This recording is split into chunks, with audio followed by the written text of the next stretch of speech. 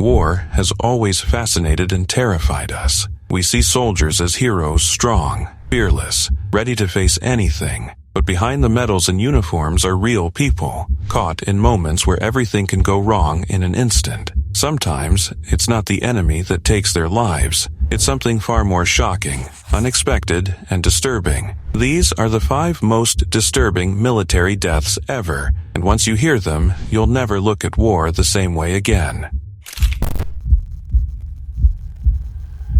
The people of the Soviet Union were keen to welcome them back to Earth. But when their capsule touched down and the recovery team knocked on the door, they received no response. It was June 6, 1971. A quiet night on the Kazakh steppe, but at the Baikonur Cosmodrome, history was preparing to roar to life once again. 3 Soviet cosmonauts, Georgy Dobrovolsky, Vladislav Volkov, and Viktor Patsayev, climbed into their Soyuz 11 capsule. Unaware they were stepping into one of the most haunting tragedies in the history of space exploration. They were national heroes, chosen to represent the Soviet Union's new frontier, Salyut 1, the world's first space station. Their mission to live and work in orbit for 3 weeks was meant to prove that humans could survive long-term in space. The launch was flawless. Within a day, Soyuz 11 docked with Salyut 1, and for the first time in history, humans entered a functioning space station. For 22 days, the crew lived hundreds of kilometers above Earth, conducting experiments, broadcasting to millions, and setting endurance records. But small problems began to surface. Smoke in the air filters,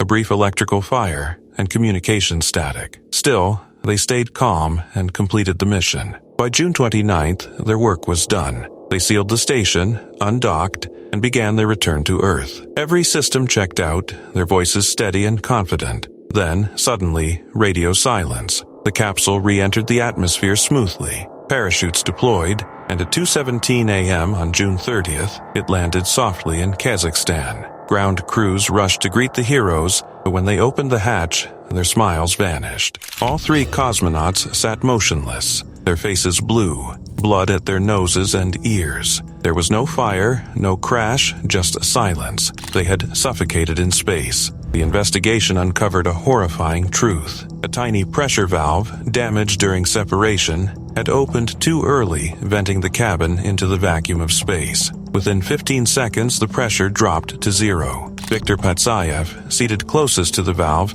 had tried to close it, but he never stood a chance. In under a minute, all 3 were dead. Doctors later discovered that their blood had foamed and capillaries had burst, the unmistakable signs of rapid decompression. They had become the only humans to die in space itself. The Soviet Union declared the mission a success and honored them with heroes' funerals in Red Square, their ashes laid beside Yuri Gagarin. The truth of their deaths was hidden for years, while engineers quietly redesigned the Soyuz to carry only 2 cosmonauts, allowing for pressure suits during launch and landing. When rescuers first opened the capsule, one whispered, "Dobrovolsky is still warm." They tried to revive him, but the void had already claimed them all. Even today, craters on the moon bear their names: Dobrovolsky, Volkov, and Patsayev, 3 men who reached higher than anyone before them and proved a chilling truth. In space, it's not the vastness that kills you, but the smallest, simplest things. Sir David Amess, who was knighted in 2015, was an MP for 38 years, latterly as the representative for Southend West, where he held a majority of 14,000 at the last general election. On the morning of October 15th, 2021, Sir David Amess, a Conservative MP with nearly 4 decades of service, arrived at Belfairs Methodist Church Hall in Leigh-on-Sea, Essex. For him, this was routine. A constituency surgery where ordinary people could walk in, shake his hand, share their problems, and know that someone in power was listening. He had built his entire career on being approachable, a man of the people. But that very openness, the thing his community admired most, would be the reason his life ended in horror. Inside the church hall, Amess sat down to meet his constituents, unaware that among them was a man carrying a knife, waiting for the moment to strike. As conversations unfolded, the attacker suddenly emerged. lunging forward and stabbing Ames repeatedly in front of stunned onlookers. Panic filled the small hall. People screamed. Staff rushed for help, and paramedics arrived within minutes. An air ambulance landed nearby, but his wounds were too severe. Despite desperate attempts to save him, David Ames was pronounced dead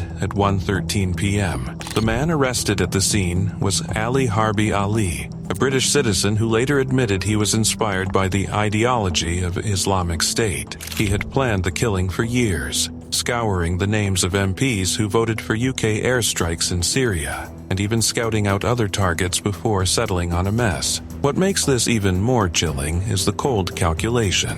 Ali had researched more than 250 MPs, studying their movements, waiting for a chance to strike at the heart of British democracy. For the public, the murder was unthinkable. Ames wasn't a prime minister or a cabinet minister surrounded by layers of security. He was a local MP who held no senior government office, someone who spent his weekends speaking with the people of Southend West. He had campaigned passionately for animal welfare, supported Brexit, and fought tirelessly to have Southend granted city status. He was known as kind, approachable, and deeply committed to his Catholic faith. That such a man could be targeted while doing the very thing that defined him, listening to his people, sent shockwaves far beyond Essex. Tributes poured in almost instantly. Prime Minister Boris Johnson, opposition leader Keir Starmer, and colleagues from across the political divide stood united in grief. Vigils were held, church bells tolled,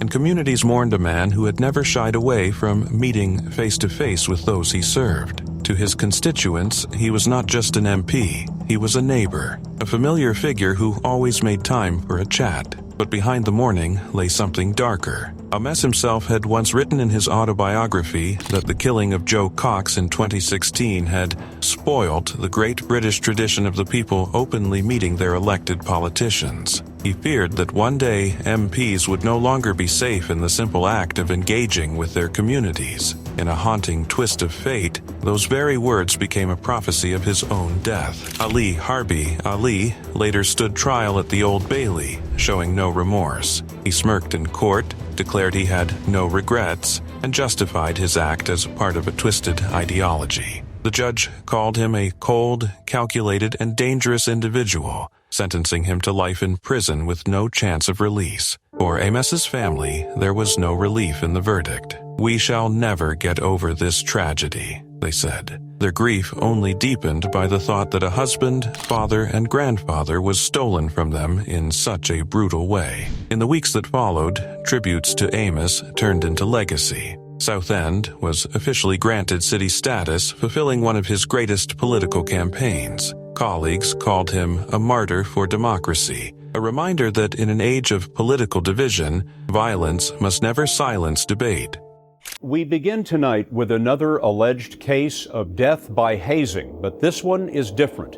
It didn't happen at a school, but in the United States Army, in the middle of a war zone. He was just 19 young, hopeful, and full of quiet pride. Danny Chen had grown up in the heart of Manhattan's Chinatown, the only child of hardworking immigrants from southern China. His father was a chef, his mother a seamstress. They had come to America chasing the same dream so many before them had, and for a while, it seemed like that dream was within reach. Danny had graduated from Pace University High School, earned a full scholarship to Baruch College, and had his whole life ahead of him. But instead of taking that path, he chose another one of honor, service, and sacrifice. In January 2011, he enlisted in the U.S. Army. He wanted to prove himself. He wanted to serve the country that had given his family a new beginning. But what awaited him in uniform wasn't brotherhood, it was torment. After training at Fort Benning, Georgia, Danny was assigned to C Company, 3rd Battalion, 21st Infantry Regiment. By August, he was deployed to a dusty outpost in Kandahar, Afghanistan. He was the only Chinese-American soldier in his unit, and that difference would soon make him a target. It began with words. Cruel words. They called him names. They mocked the shape of his eyes, his accent, his heritage. When he made mistakes, they didn't correct him. They humiliated him.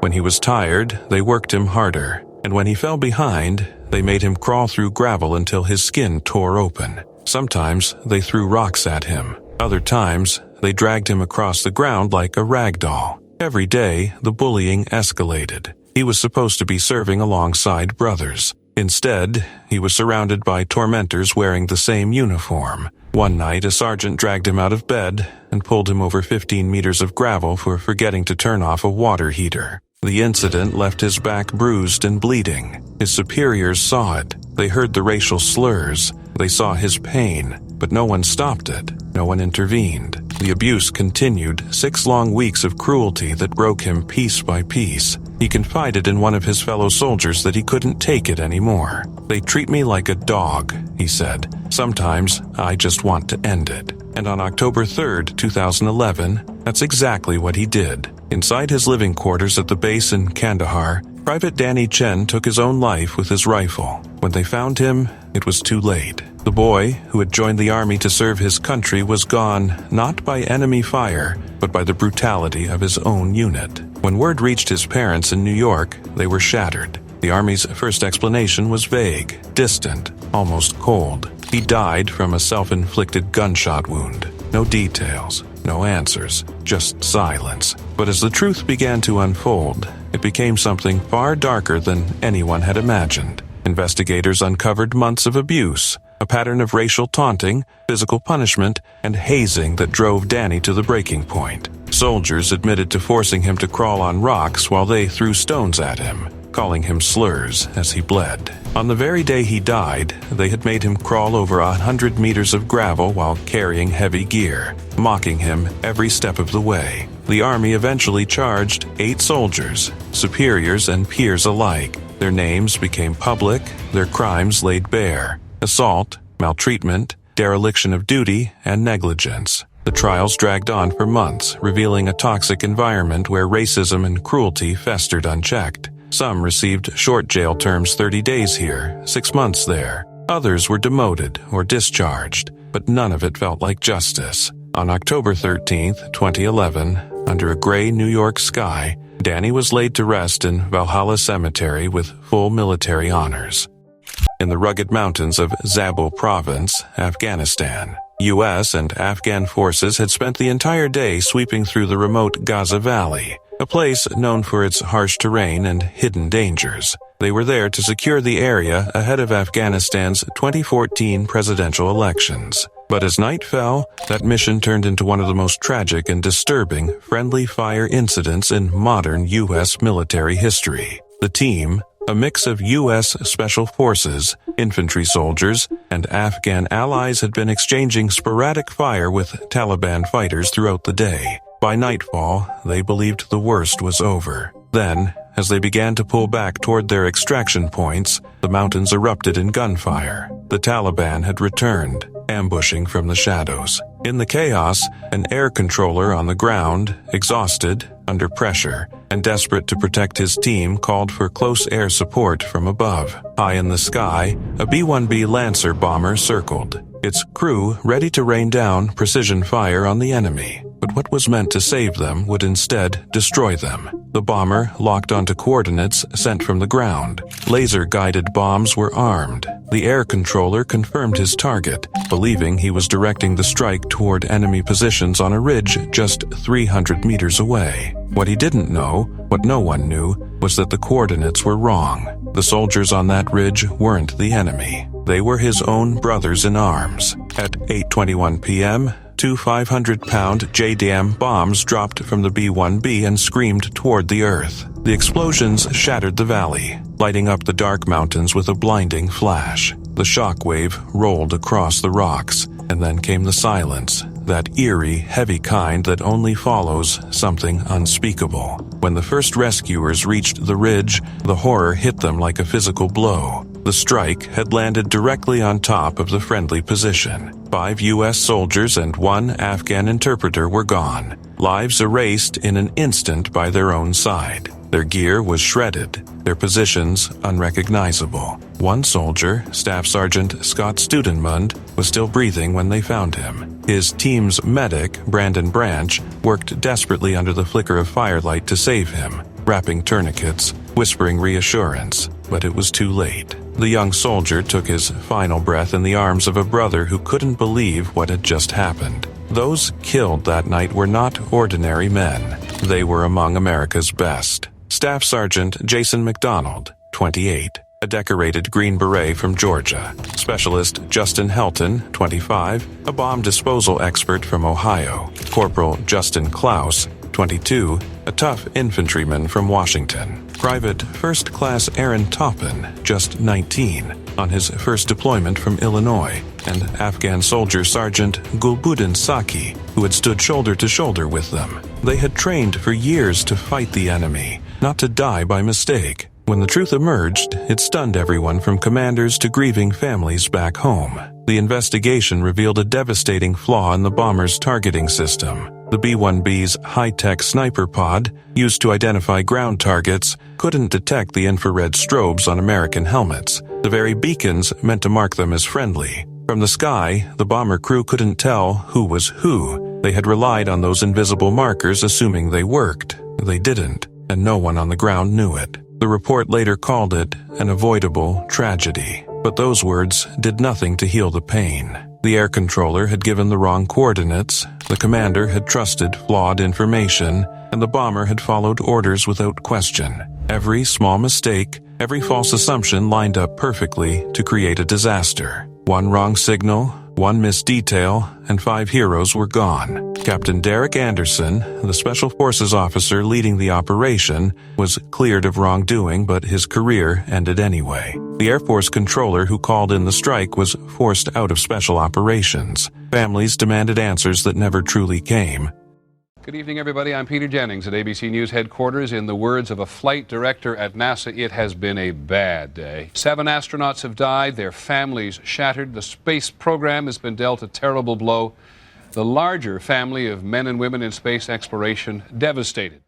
On January 16, 2003, Space Shuttle Columbia lifted off from the Kennedy Space Center for a 16-day science mission called STS-107. The crew of 7 astronauts included Commander Rick Husband, pilot William McCool, mission specialists Kalpana Chawla, David Brown, Laurel Clark, Michael Anderson, and Israeli payload specialist Ilan Ramon. Their mission focused on conducting over 80 experiments in various scientific fields. During launch, a large piece of foam insulation broke off from the external fuel tank and struck Columbia's left wing. This happened just 81 seconds after liftoff, when the shuttle was traveling at over 1,500 mmHg. The impact created a small hole in the wing's thermal protection system, a damage that would prove fatal during re-entry. Engineers noticed the foam strike, but believed it was not a serious problem since similar incidents had happened before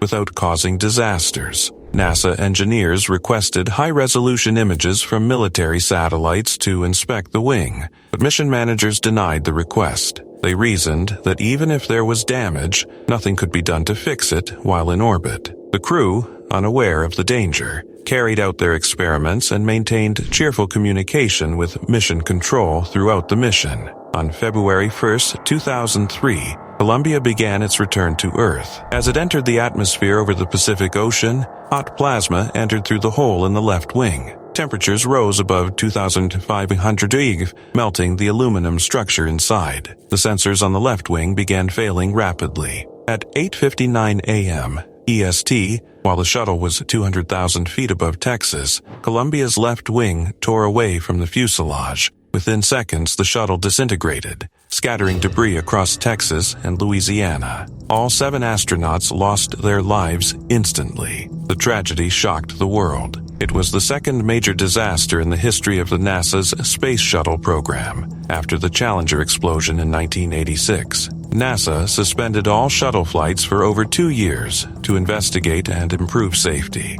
Investigators found that the foam strike had been underestimated, and communication failures between engineers and management played a major role in the tragedy. In response, NASA made major changes to shuttle operations. Future missions included detailed inspections of the shuttle's heat shield while in orbit and procedures for on-orbit repairs. NASA also developed rescue plans for crews in case of serious damage. When flights resumed in 2005, new safety rules required that all missions go to the International Space Station so that astronauts could seek refuge if needed. The Columbia disaster marked the beginning of the end for the shuttle era, leading to the retirement of the fleet in 2011. The bravery of the STS-107 crew and the lessons learned from their loss continue to influence space safety and engineering standards today. Journalist Yelena Kostyuchenko is having a first look at what used to be the office of Anna Politkovskaya, her colleague, shown here in archive footage. Now it's a museum in her honor. It was an October afternoon in Moscow. In a quiet apartment block in the center of the capital, a woman stepped into the elevator, balancing bags in her hands, just moments away from the safety of her own front door. That woman was Anna Politkovskaya, one of Russia's bravest journalists, a relentless truth seeker who had built her career on exposing the things the Kremlin wanted hidden. Seconds later, 4 gunshots rang out. By the time the doors slid shut, she lay lifeless on the floor, a pistol tossed beside her body like a signature left behind. It was October 7th, 2006, Vladimir Putin's birthday, a coincidence that would haunt the world. Politkovskaya was no ordinary reporter. She had spent years covering the bloody Chechen wars, documenting the disappearances, the torture, the mass graves. She wrote about the civilians caught between Russia's military and the brutality of Chechen warlords, never flinching even when her words painted her own government as complicit in crimes against humanity. Her book, Putin's Russia, accused the president and his inner circle of dragging the nation back into a Soviet-style abyss, suffocating dissent, feeding fear, and treating citizens like expendable pawns. She knew the risks of saying such things out loud, and yet she kept going. In one of her final essays, she admitted, "Otherwise, it can be death, the bullet, poison, or trial. Whatever our special services see fit." Those words would prove prophetic. The threats against her had been mounting for years. In 2004, on her way to Beslan to help negotiate during the school hostage crisis, she collapsed on a plane after drinking poisoned tea. In Chechnya, soldiers once staged a mock execution to terrify her into silence. Anonymous voices promised her rape, promised her death, promised her disappearance. Friends urged her to leave Russia. Former KGB officer Alexander Litvinenko even warned her. The danger was imminent. She refused. If anybody thinks they can take comfort from the optimistic forecast, let them do so, she wrote. But it is the death sentence for our grandchildren. She believed her country's future depended on voices like hers refusing to be silenced.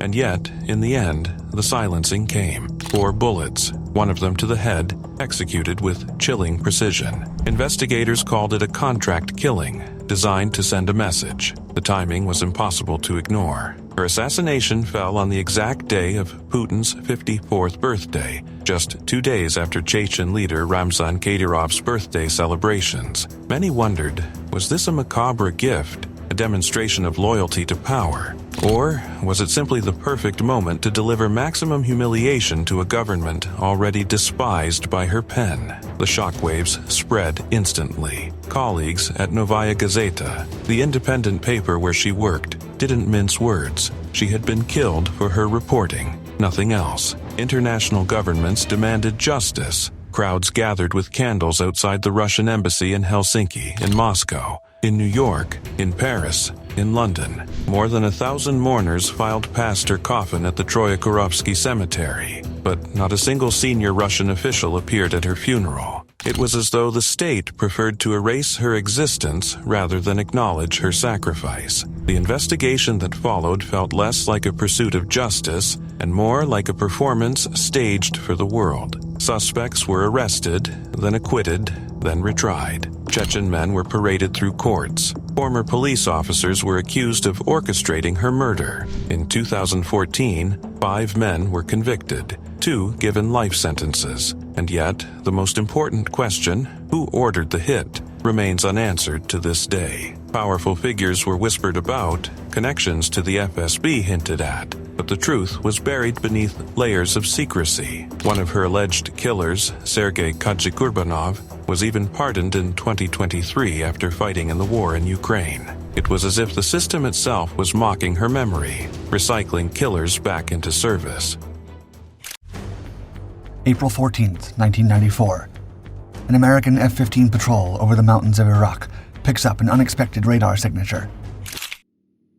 It was April 14th, 1994. 2 U.S. Army Black Hawk helicopters flew low through the sky, carrying 26 people on a peacekeeping mission. On board were American soldiers, officers, aid workers, and Kurdish civilians. Their job was simple: to help protect refugees and keep the region safe after the Gulf War. Far above them, 2 U.S. Air Force F-15 fighter jets were patrolling the area. Their mission was to protect the skies from enemy aircraft. But that morning, something went terribly wrong. Due to a small technical error, the Blackhawks didn't appear as friendly on radar. When the F-15 pilots saw 2 helicopters flying below, they thought they were enemy aircraft, Iraqi Hinds, which were used by Saddam Hussein's forces. Without realizing the truth, one pilot fired a missile. Seconds later, the second jet followed. Both missiles hit their targets and the sky lit up with fire. The 2 Blackhawks exploded in midair, crashing into the mountains below.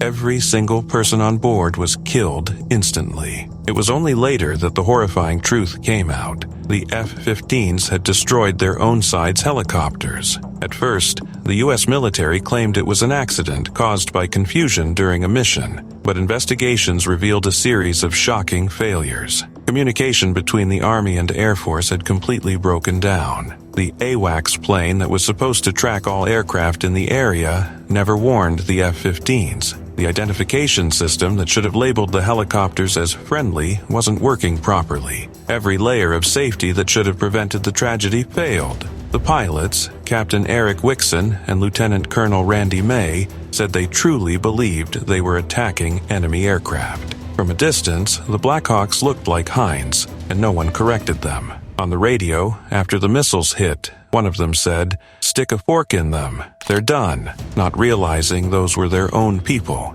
It was a moment of deadly misunderstanding that no one could take back. When the news reached Washington, the reaction was immediate. President Bill Clinton personally apologized to the leaders of allied nations, including Britain and Turkey, who had lost their citizens in the attack. Families of the victims were devastated and demanded justice. They wanted someone to be held responsible for the deaths of their loved ones. But accountability never truly came. Only one person, a member of the AWACS crew, was court-martialed, and he was found not guilty. The F-15 pilots and others involved were reprimanded, but none faced prison time. In the end, the U.S. military admitted to a long list of failures and promised to make changes. New safety procedures were created, better communication systems were put in place, and the rules for identifying aircraft were tightened. But for the 26 people who died that day, and for their families, those changes came too late. Among the dead were 15 Americans,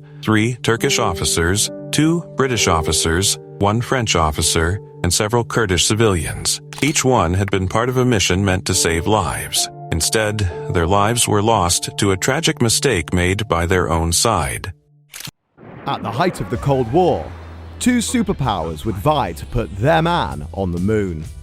Yet before one small step for man, one giant leap in spaceflight would have to come first. It was April 22nd, 1967.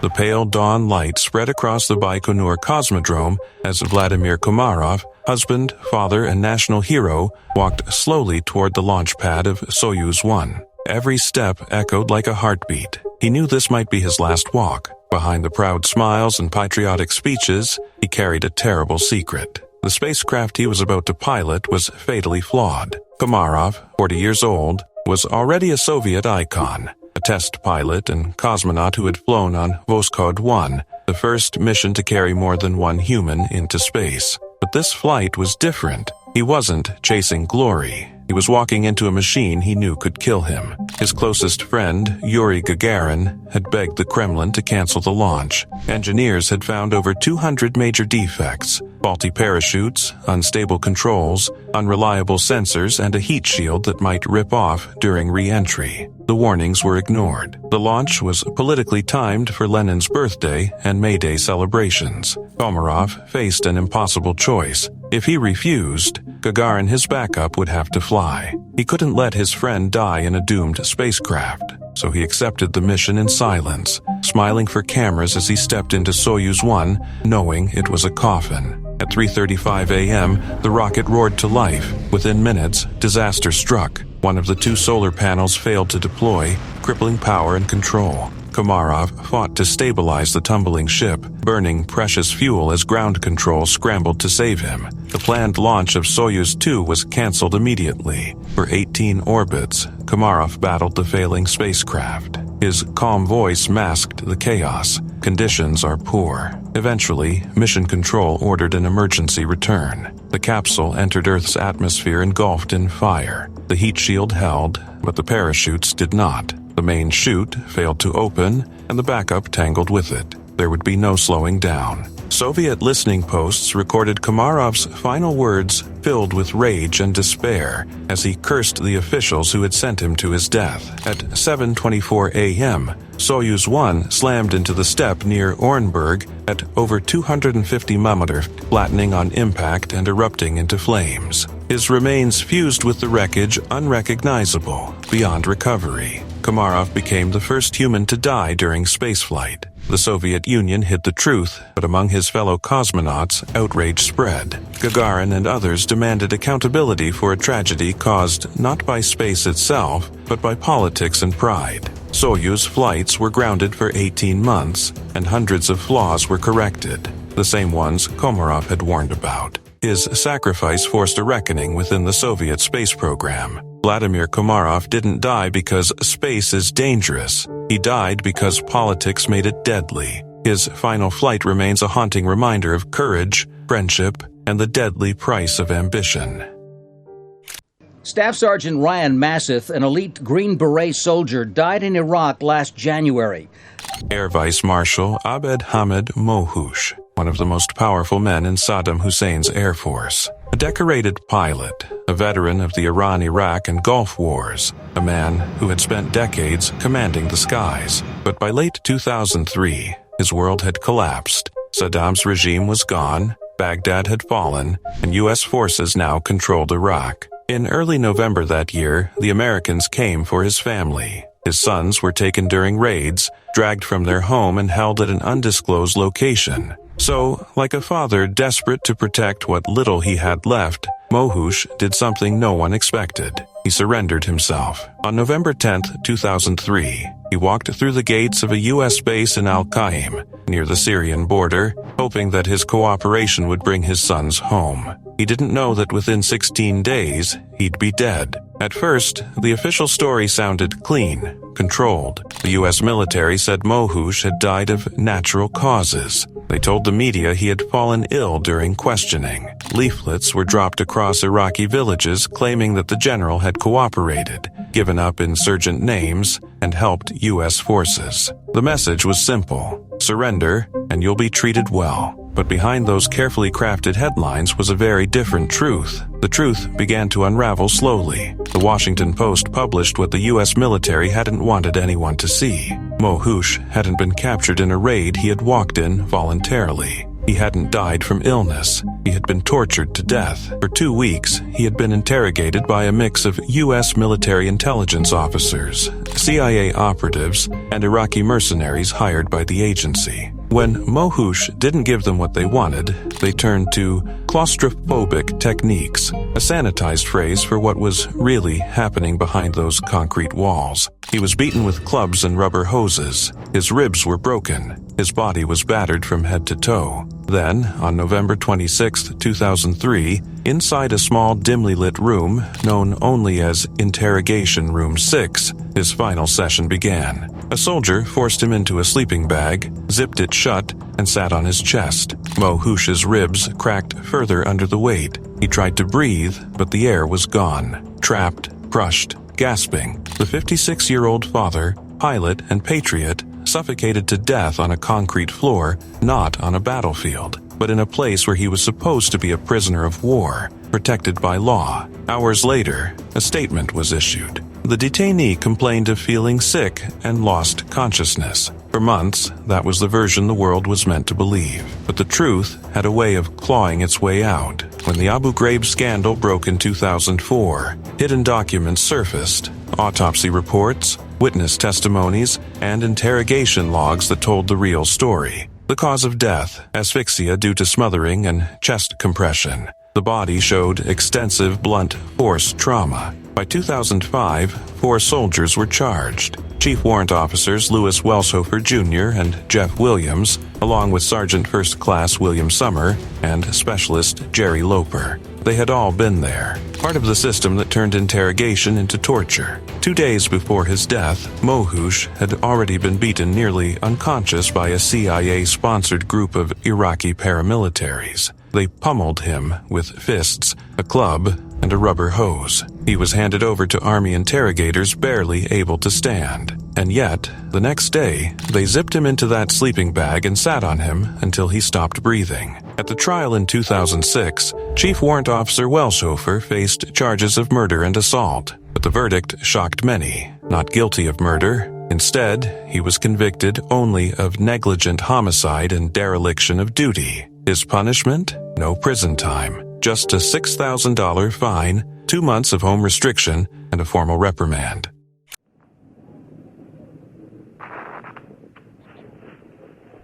Minute 15 seconds. Velocity 2,900 feet per second. Altitude 9 nautical miles. Downrange distance 7 nautical miles. It was the morning of January 28, 1986. A biting chill clung to the air at Kennedy Space Center as the Space Shuttle Challenger stood poised on Launch Pad 39B, gleaming white against a flawless blue sky. To the thousands gathered below, and the millions watching live on television, it was a moment of hope, pride, and wonder. But to a handful of engineers watching from afar, it was a ticking time bomb. Inside the shuttle sat 7 astronauts, ordinary people made extraordinary by courage. Commander Francis Dick Scobie, pilot Michael Smith, mission specialists Judith Resnick, Ronald McNair, and Ellison Onizuka, payload specialist Gregory Jarvis, and Krista McAuliffe, a high school teacher from New Hampshire. She was to be the first civilian in space, the face of NASA's new Teacher in Space program. For once, space didn't just belong to scientists, it belonged to the classroom, to every kid watching at home. But beneath the excitement there was unease. The night before, the temperature had plunged to 18 the coldest weather ever for a shuttle launch. Engineers at Morton Thiokol, the company responsible for the shuttle's solid rocket boosters, were terrified. They warned NASA that the O-ring seal's rubber rings meant to contain searing hot gas inside the boosters might become too brittle to work in such cold. If they failed, those gases could escape and burn straight through the rocket. 2 engineers, Roger Boisjoli and Alan McDonald, pleaded to delay the launch. They argued, shouted, even begged, but NASA managers were under immense political pressure. The launch had already been delayed several times, and the media mocked the agency for hesitating. Executives wanted success, not caution, and in the end, the engineers were overruled. At 11:38 a.m., Challenger's engines ignited. The ground trembled. The shuttle rose majestically into the sky, trailing white fire and hope. McAuliffe's students cheered in classrooms across America. The families waved proudly. For 59 seconds, everything seemed perfect. Then, a small tongue of orange flame appeared on the side of the right booster, invisible to the naked eye, but captured by high-speed cameras. It flickered at first, then grew as hot gases burned through the metal casing and scorched the external fuel tank. The O-ring had failed exactly as the engineers predicted. At 72 seconds into flight, Challenger was 48,000 feet high, moving at nearly twice the speed of sound. The flame sliced through a support strut holding the booster in place. The external tank ruptured, releasing a storm of liquid hydrogen and oxygen, a deadly mix that ignited in an instant. At 11:39:13 a.m., a white bloom of fire spread across the sky. The crowd gasped, then screamed. Pieces of the shuttle spiraled outward, the boosters tumbling wildly, the orbiter vanishing into the explosion. But the truth came later. The crew wasn't killed instantly. The crew cabin had survived the explosion intact, hurtling through the sky on a doomed arc. Inside, the astronauts were conscious. Oxygen systems automatically activated. One of the last recorded transmissions came from pilot Michael Smith, his calm voice breaking the silence with 2 words, "I-O." For 2 minutes and 45 seconds, the cabin plummeted toward the Atlantic. Over 12 miles, no control, no parachutes, just gravity and silence. Investigators later determined that at least 3 of the astronauts had manually activated their emergency air packs. That means for part of that fall, they were awake. They knew. The cabin hit the ocean at over 200 miles per hour, 18 miles off the coast of Florida. The impact shattered everything. Rescue teams arrived quickly, but there were no survivors. NASA went silent. America was in shock. Schools turned off their televisions. Reporters struggled for words. That night, President Ronald Reagan addressed the nation. The future doesn't belong to the faint-hearted. It belongs to the brave. For 32 months, NASA grounded the shuttle program. A presidential inquiry, the Rogers Commission, found the cause, the O-ring failure, triggered by cold, ignored warnings, and a culture of silence. The design of the solid rocket boosters was completely overhauled, with new seals and heaters to prevent another catastrophe. When divers recovered the wreckage, they found the crew cabin buried on the ocean floor. The evidence told a story of humans who did everything right and a system that failed them. They found 3 air packs manually switched on, proof of defiance even in death. Challenger was supposed to be a celebration, a symbol that space belonged to everyone. Instead, it became a monument to tragedy and a reminder of what happens when ambition outruns caution. The teacher in space never got to teach her lesson, but the world learned one instead, written in fire across the Florida sky. On a hot summer morning in Nara, Japan, crowds gathered outside Yamato Saidaiji Station, eager to hear from Shinzo Abe, the longest-serving prime minister in Japanese history, a man whose leadership had shaped modern Japan. He wasn't just another politician. To many, he was a symbol of stability in a world growing more uncertain by the day. At 67, though no longer in office, Abe remained a giant in Japanese politics, his voice still commanding respect across the nation. And that morning, he stood on a small platform, speaking with the calm confidence of a man who had addressed countless rallies before. Then, in a moment that seemed impossible in a country famed for its safety and strict gun laws, everything changed. From the edge of the crowd, a man stepped forward with a crude, homemade weapon, something no one even recognized as a firearm at first. The first shot rang out like a firework, confusing those nearby. Abe turned instinctively, his face registering surprise, but before his guards could react, the second blast thundered through the square. This time, the pellets struck him in the chest and neck. The former prime minister staggered, his hand rising as if to steady himself before collapsing face first onto the street. The crowd screamed. Security lunged, and within seconds, one of the most shocking acts of political violence in modern Japanese history had taken place. For a country where shootings are so rare they make front-page news even when non-fatal, the assassination was unthinkable. Shinzo Abe was airlifted to the hospital, doctors battling to save him for hours, transfusing 100 units of blood in a desperate fight, but the wounds were too grave. At 5:03 p.m., the announcement came.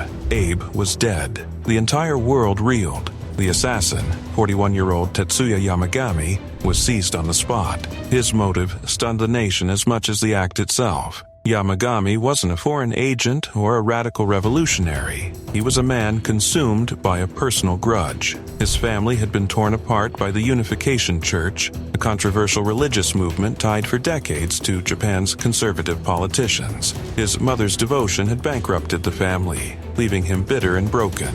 To Yamagami, Abe wasn't just a former prime minister. He was a symbol of that political-religious alliance, one of the most powerful figures to ever support the church. And so, he decided that killing Abe was the only way to strike back. What followed was chaos, outrage, and uncomfortable truths. For decades, whispers had surrounded the ties between Japanese leaders and the Unification Church, but they were largely ignored. Abe's grandfather, Nobusuke Kishi, had helped foster the church's influence in Japan, and the connections ran deep within the ruling Liberal Democratic Party. After the assassination, the lid blew off. Politicians were forced to admit links, cabinet ministers confessed to accepting support, and Prime Minister Fumio Kishida's government scrambled to contain the fallout. Public trust plummeted. Demonstrations grew. Suddenly, the death of Abe, intended as a single act of vengeance, was unraveling the very political establishment he once led.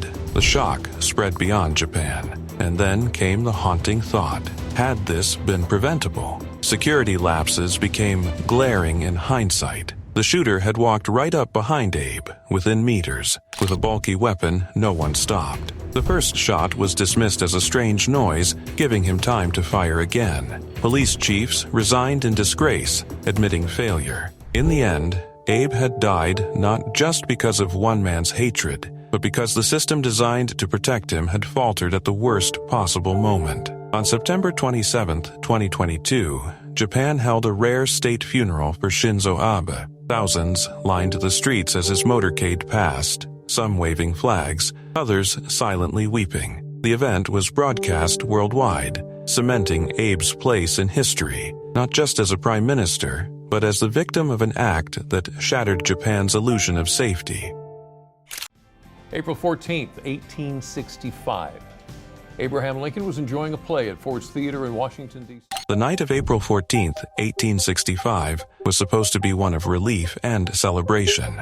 Just 5 days earlier, General Robert E. Lee had surrendered at Appomattox Courthouse, effectively ending the Civil War. Washington, D.C. was alive with parades, bonfires, and joy as citizens looked to President Abraham Lincoln as the man who had held the Union together through its darkest hour. That evening, Lincoln decided to attend a play at Ford's Theater with his wife, Mary Todd Lincoln, and their guests, Major Henry Rathbone and Clara Harris. It was a rare moment of leisure for a president who had borne the crushing weight of war. But as Lincoln laughed at the comedy Our American Cousin, death crept silently just feet away. John Wilkes Booth, a famous actor and Confederate sympathizer, slipped through the theater's back door, armed with a single-shot Derringer pistol and a hunting knife. Booth knew the building well. He had performed there many times. He waited for the audience's laughter to crescendo, then pushed open the door to the presidential box. In an instant, he aimed his pistol at the back of Lincoln's head and pulled the trigger. The sound of laughter was pierced by the crack of the gun. Chaos erupted. Rathbone tried to stop Booth, but was slashed deeply in the arm with the knife. Booth leapt from the box to the stage below, breaking his leg as he landed. Still, he raised his bloody dagger and shouted, "Sic semper tyrannis," Latin for "thus always to tyrants," before hobbling off into the night. Lincoln, unconscious but still alive, was carried across the street to the Peterson House, a modest boarding house. There, doctors worked desperately, but the wound was fatal. Through the long night, cabinet members, generals, and his grieving wife watched over him. At 7:22 a.m. on April 15th, the 16th President of the United States drew his final breath. Secretary of War Edwin Stanton famously declared, "Now he belongs to the ages." What made Lincoln's assassination so horrifying was not just the brutality of the act, but its timing. At the very moment the nation had begun to hope for healing, it lost the man best suited to lead it. Booth's larger plot had aimed to decapitate the U.S. government entirely, targeting Vice President Andrew Johnson and Secretary of State William H. Seward as well. Seward was viciously stabbed, but survived. Johnson's attacker lost his nerve. Still, the bullet that struck Lincoln altered history. The assassination sent shockwaves around the world. Citizens wept openly in the streets. Church bells tolled across America. Lincoln, who had guided the country through its bloodiest conflict, would never see Reconstruction, never oversee the reintegration of the South, never fulfill his vision of malice toward none with charity for all. Instead, the U.S. plunged into uncertainty under Andrew Johnson, whose leniency toward the defeated Confederacy left scars that would last for generations. Many questions and very few answers. But today is a day of mourning as the fallen soldiers make their final journey home. It was a dark night over Afghanistan on April 17, 2002. A group of Canadian soldiers from Princess Patricia's Canadian Light Infantry were in the middle of a nighttime training exercise, something they had done countless times before. They were firing at targets, practicing their maneuvers, preparing for the real battles ahead. Far above them, 2 U.S. Air National Guard pilots, Major William Umbach and his wingman, Major Harry Schmidt, were returning from a long, exhausting 10-hour patrol in their F-16s. Fatigue was setting in, and the silence of the cockpit was broken only by radio chatter and the hum of the engines. Then, suddenly, they saw flashes of light from the ground. To the pilots, it looked like surface-to-air fire, the kind of attack every flyer dreads. But what they didn't know was that those flashes weren't enemy weapons. They were Canadian soldiers conducting a live fire exercise with anti-tank guns and machine fire. Schmidt radioed for permission to engage, his voice tight with urgency. "I'm rolling in self-defense," he said, convinced they were under attack.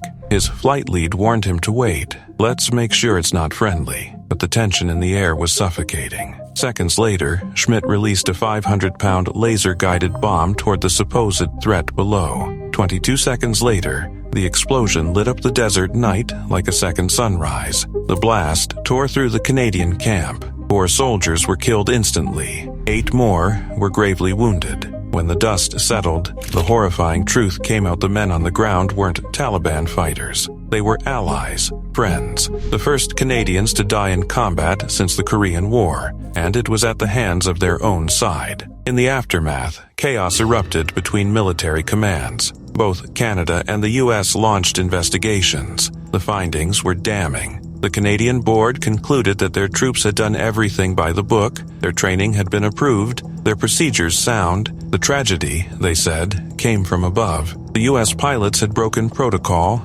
ignored orders to hold fire, and acted on flawed assumptions. But the Canadians also pointed to failures in communication, planning, and coordination between Allied forces. Major Harry Schmidt later gave a long, emotional apology. But for the families back home, those words brought little comfort. Mothers like Claire Leger, Agatha Dyer, and Charlotte Smith, each later chosen as Silver Cross mothers to represent the grief of all military families, would stand in silence on Remembrance Day, holding the memories of sons who died not in enemy hands, but in the hands of their friends. Years later, the American pilots faced military discipline. Major Umbach was allowed to retire quietly, reprimanded for leadership failures. Major Schmidt, however, was found guilty of dereliction of duty. He was fined, officially reprimanded, and condemned by his superior, who wrote, "You acted shamefully, you blatantly ignored the direction to hold fire." The words burned, but they couldn't undo what had been done. On 14th February 2005, Beirut's skies were clear, the streets alive with their usual traffic. Rafik Hariri, billionaire businessman and former prime minister, had rebuilt much of war-torn Beirut and symbolized the dream of a Lebanon free from Syrian occupation. But as his motorcade passed the St. George Hotel along the Corniche, that dream was obliterated in a blinding flash of fire and steel. A Mitsubishi truck packed with nearly a ton of explosives ripped through the convoy, carving a crater 30 feet wide, shattering windows for blocks, and setting cars ablaze. Hariri, his bodyguards, and 21 others were killed. Over 200 were wounded. The heart of Beirut was left burning, and the city was left asking who wanted Hariri dead. Hariri had recently broken with Damascus, openly opposing President Bashar al-Assad's grip over Lebanon. Months earlier, Assad had allegedly threatened him. Lahoud is me.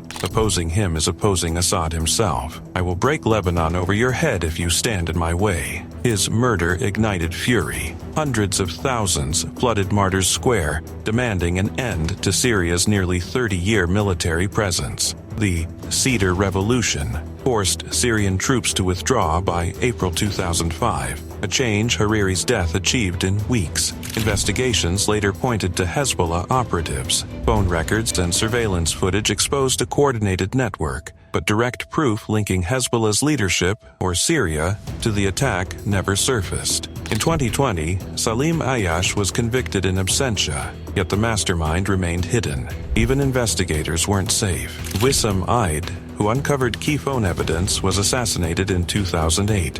Brigadier General Wissam al-Hassan in 2012. Anyone close to the truth seemed doomed. Today, Hariri's grave near the Mohammed Al-Amin Mosque is a shrine. His assassination remembered every February 14th, not with roses, but with grief. What makes his death most horrifying isn't only the scale of destruction, it's that justice was never served. In Lebanon, no leader is safe when they stand against the forces that thrive in the shadows.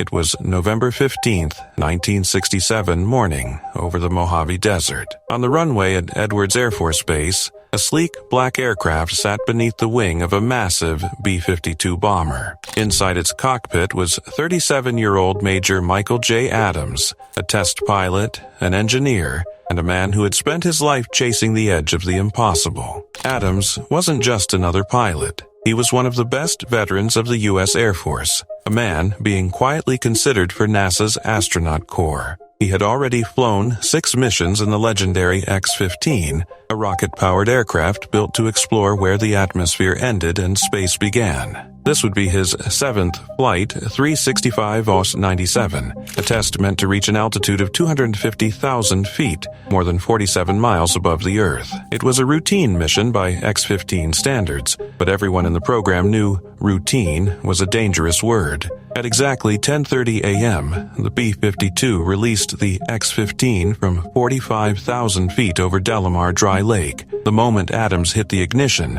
the rocket came alive. 57,000 pounds of thrust blasted him forward, pressing him into his seat as the aircraft roared upward. In seconds, the desert fell away beneath him. The sky darkened from blue to indigo to black. He was riding a controlled explosion into space. Everything looked perfect. The X-15 climbed steeply and cleanly through the atmosphere. Instruments stable, engine burning bright. Within minutes, Adams reached an altitude of 266,000 feet, officially entering space. He became one of the few humans in history to see Earth curve below him, glowing blue and white beneath an infinite black sky. But up there, above the breathable world, something subtle began to go wrong. The X-15 started to drift. In the near vacuum of space, there was no wind resistance, no feeling in the controls to warn him. The aircraft was quietly twisting off course, and Adams didn't realize it yet. The reaction control system wasn't responding properly. Down on the ground,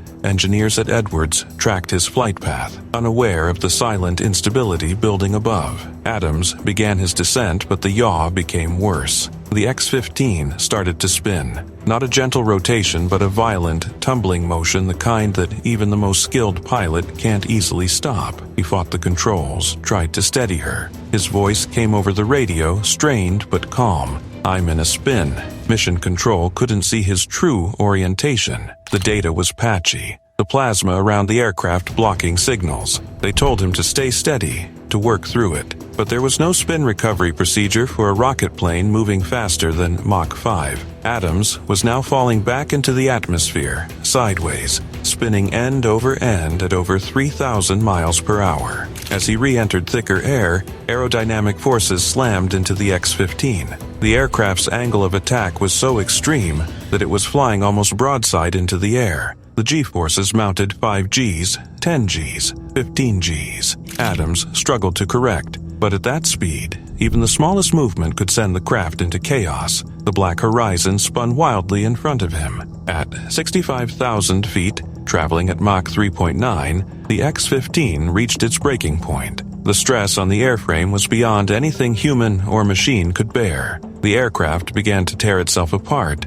wings shearing off, fragments scattering across the desert sky. In his final moments, Adams likely lost consciousness. Seconds later, the X-15 disintegrated in a flash of fire and metal. Debris rained down over the barren desert near Johannesburg, California. The main wreckage carved a deep crater into the sand. Rescue teams rushed to the site and found Adams's body still strapped into his seat. The ejection system had never fired. It was over in less than 11 minutes. They found that he had done everything right, every move logical, every effort heroic. But at those speeds, at those altitudes, a single misreading could turn triumph into tragedy. The loss of Michael Adams sent shockwaves through the spaceflight community. NASA and the Air Force convened an accident board, searching for answers in the twisted wreckage. His cockpit camera was found smashed, but after days of searching, engineers recovered the tiny film cartridge that revealed his final seconds,